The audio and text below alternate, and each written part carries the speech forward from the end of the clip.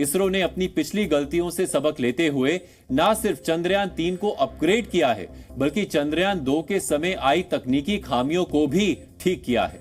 यही नहीं, अगर किसी कारण से पिछली बार की तरह कमियां आती भी हैं, तो भी लैंडर अपना मिशन पूरा करता रहे, इसकी भी तैयारी की गई है। इस बार चंद्रयान 3 के लैंडर विक्रम में पिछली बार से ज्यादा कैमरे और सेंसर्स लगाए गए हैं। ये उपकरण चंद्रयान 2 से ज्यादा डेटा और तस्वीरें भेजेंगे। इन कैमरे और सेंसर्स की मदद से ही लैंडर मॉड्यूल अपने आखिरी कुछ मिनट में लैंडिंग की सबसे उपयुक्त जगह का चुनाव करता है। इसीलिए इन्हें भी काफी अपग्रेड किया गया है। इस बार रोवर प्रज्ञान को भी अपग्रेड किया गया है। रोवर में ज्यादा बड़े और अच्छे सोलर पैनल लगाए गए हैं। चंद्रयान 2 के रोवर प्रज्ञान में एक खामी यह थी कि उसे चलने के लिए सूर्य की सीधी रोशनी चाहिए थी, यानी अगर उसे सीधे रोशनी नहीं मिलती तो वो काम नहीं कर पाता। इस बार चंद्रयान 3 में ये कमी पूरी कर दी गई है। इस बार रोवर प्रज्ञान के सोलर पैनल को इस तरह अपग्रेड किया गया है कि अगर रोवर प्रज्ञान के सोलर पैनल पर सूर्य की सीधी रोशनी नहीं पड़ रही होगी, तब भी वो चार्ज होता रहेगा और काम करता रहेगा। इस बार लैंडर में एक्स्ट्रा फ्यूल भी रखा गया है, ताकि आखिरी चंद मिनटों में अगर लैंडिंग स्पॉट बदलना पड़ जाए तो लैंडर मॉड्यूल वो भी कर ले।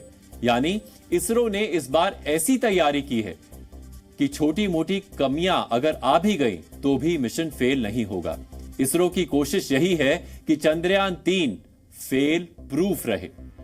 अब हम आपको चंद्रयान 3 की सॉफ्ट लैंडिंग कैसे होगी और अगले चरण में क्या क्या होने वाला है, इससे जुड़ी अपनी एक खास रिपोर्ट दिखाते हैं। प्रोपल्शन मॉड्यूल से इस वक्त आप सोचिए वो विक्रम लैंडर अलग हो चुका है, उसको आसान भाषा में समझाने की कोशिश करते हैं आपको। इस वक्त हमारे साथ प्रेरणा जी है। मैम, दरअसल अगर आप समझें वो एक महत्वपूर्ण पड़ाव था, वो क्या हुआ है, अगर आप उसको आसान भाषा में हमारे दर्शकों के लिए समझें। बिल्कुल, मॉड्यूल के माध्यम से मैं समझाने का प्रयत्न करूंगी।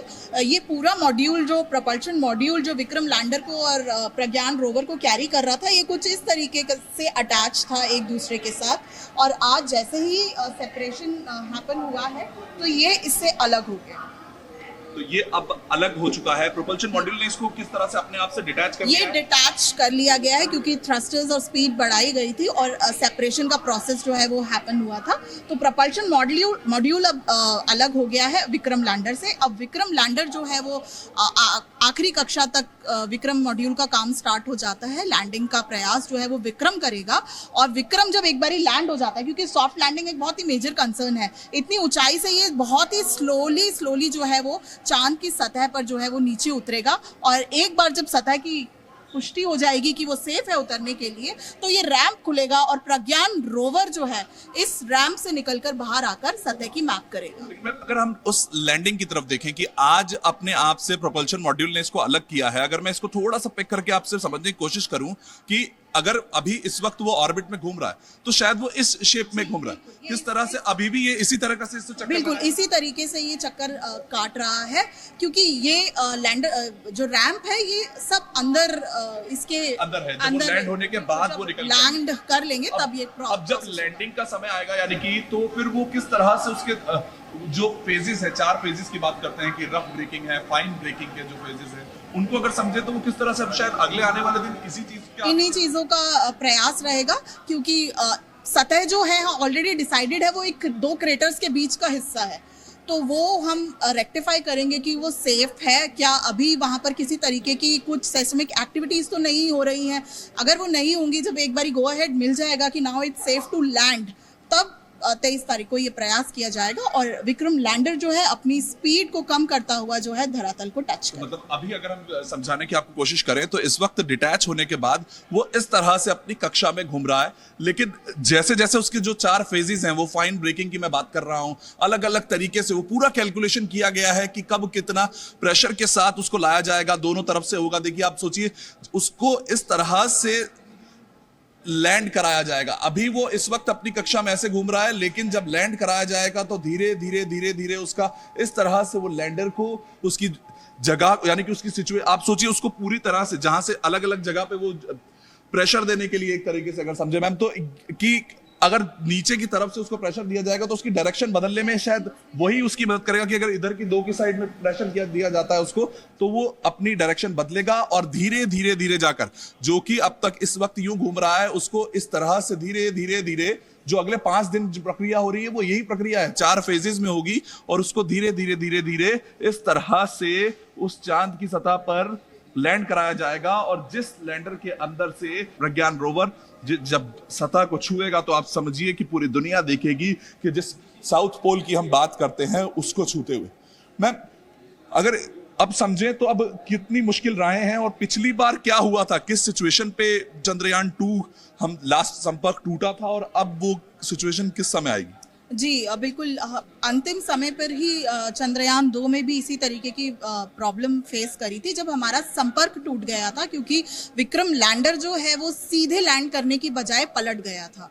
तो डेफिनेटली इस समय इसरो ने ये बात की पुष्टि करी है कि इसके पैरों को जो है और लेग्स को जो है वो स्ट्रॉन्ग किया गया है और इससे पहले बहुत से ऐसे प्रयास करके ये चेक किया गया है, काफ़ी ऊंचाइयों से फेंक कर भी चेक किया गया है कि लैंडिंग की जो पॉसिबिलिटीज़ है उसमें किसी तरीके की प्रॉब्लम फेस ना करनी पड़े।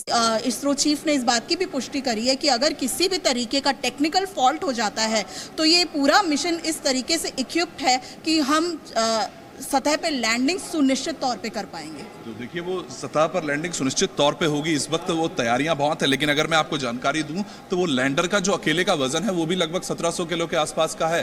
तो इतना आसान नहीं है जिस तरीके से हम आपको डमीज के थ्रू समझा रहे हैं, लेकिन अभी भी बहुत से वो अहम पड़ाव बाकी हैं। अब वो लैंडर अपनी अलग यात्रा पे निकल चुका है। आज क्या हुआ है एक बार फिर से बताएं। वो प्रोपल्शन मॉड्यूल जो कि अब अर्थ की ऑर्बिट से घुमाता है, लूनर में लाता है, मून के ऑर्बिट पे घूमते हैं, लेकिन आज उसने अपने जो आखिरी जो काम करना था प्रोपल्शन मॉड्यूल ने, उसने उस लैंडर को अपने आप से अलग किया है और लैंडर की अपनी यात्रा अब शुरू हो चुकी है, यानी कि वो फाइनल पड़ाव अब शुरू हो चुका है। एक तरह से हम चांद के आसपास ही हैं, लेकिन वो सबसे बेहतर समय जो है जबकि चांद की सतह को छुआ जाए वो 23 अगस्त है। चाहे आप उसको साइंटिफिक रीजन मानिए या कुछ भी समझिए, लेकिन वो जिस समय सूरज उगेगा 14 दिन और 14 रात होती हैं चांद पे, तो उसकी तरफ से भी कैलकुलेशन थी, उसकी तरफ से हर दिन को समझा गया था कि किस दिन वहां पहुंचा जाए, कितना ईंधन हमारे पास होगा, और उसके बाद जो दिन तय हुआ था वो 23 अगस्त है और उसके हम बहुत निकट हैं। अब लगभग 100 किलोमीटर के आसपास ये लैंडर,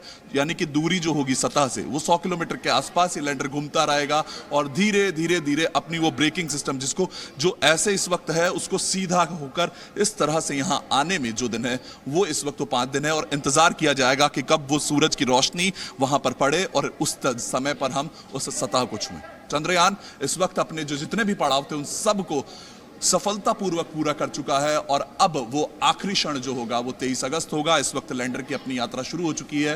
बेहतर समय आते ही 23 अगस्त को वो चंद्रयान 3 का जो मिशन है उसमें जो लैंडर है और वो रोवर है उनको लैंड करवाया जाए। वरुण भसीन, जी मीडिया। जी न्यूज़।